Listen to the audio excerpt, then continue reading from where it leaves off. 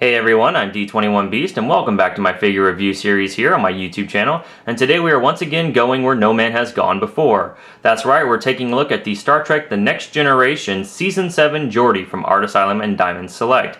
Geordi, of course, was played by actor LeVar Burton on Star Trek The Next Generation and the subsequent movies that came out, and this is really a great representation of that figure, so I definitely want to review this figure, and he's one of my favorite characters on the show, so I'm glad that I've got him in my collection. Okay, to kick things off here, let's go ahead and take a look at the accessories that this Geordi comes packed with. Here he does have a tricorder, and much like the tricorder I showed off in the Worf review, this is a fantastic little accessory. It's got all of that detail in there, multiple colors. Art Asylum didn't have to do as much with this as they did, and I'm glad that they did because it looks very show accurate. On the back it's just silver, on the top it's silver, but inside here it does have all of those buttons you remember seeing on all the close-up shots from the show. Geordi also comes with a standard issue Starfleet toolkit. Now this is something that Geordi frequently is seen carrying around on the show, whether he's repairing something in a Jeffries tube or visiting an alien ship and offering to help repair their engines. So very appropriate accessory for Geordi to have. Now the one complaint about this item here is that it does seem to have a seam that runs all the way around it, but this toolkit doesn't open.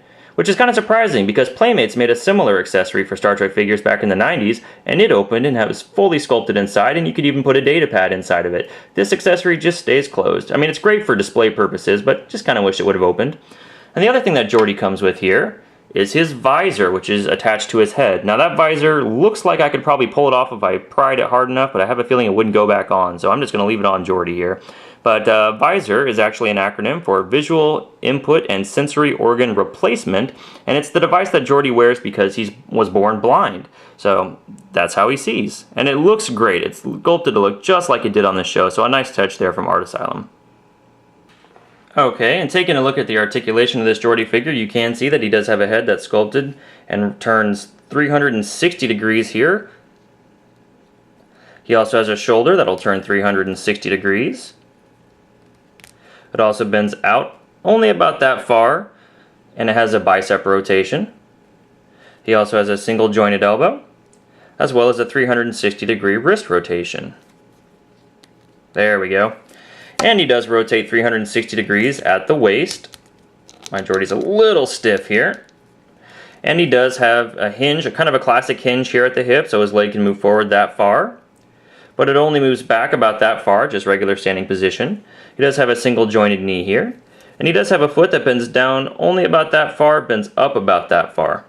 And that's the standard articulation here for a lot of these Star Trek figures from Art Asylum, but it's just fine here. That's all we really need. Now Geordi here does stand, about 7.5 inches, maybe a little less than 7.5 inches. And here's Geordi standing next to the Captain Picard figure from the same toy line, and I gotta say, I do take issue with how much taller Picard is than Geordi. I'm pretty sure Patrick Stewart's not that much taller than LeVar Burton, and I'll have to double check the show to be sure, but I feel like perhaps Geordi was sculpted just a little bit out of scale with the rest of the figures.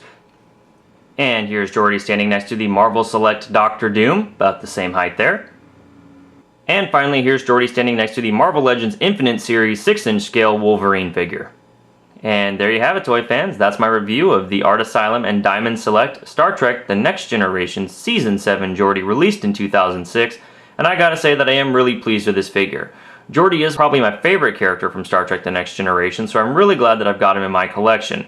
A few minor gripes I have about the figure is that my Geordi, out of the box, had really loose knee and hip joints. I don't know if that's standard along the line, but it's certainly the way my Geordi is, and he's very hard to stand for that reason, so hopefully you guys don't run into that. My other complaint is that he really seems small, especially when you saw him compared next to Captain Picard or even the 8-inch Worf that I've already reviewed. I mean, he just is dwarfed by everybody.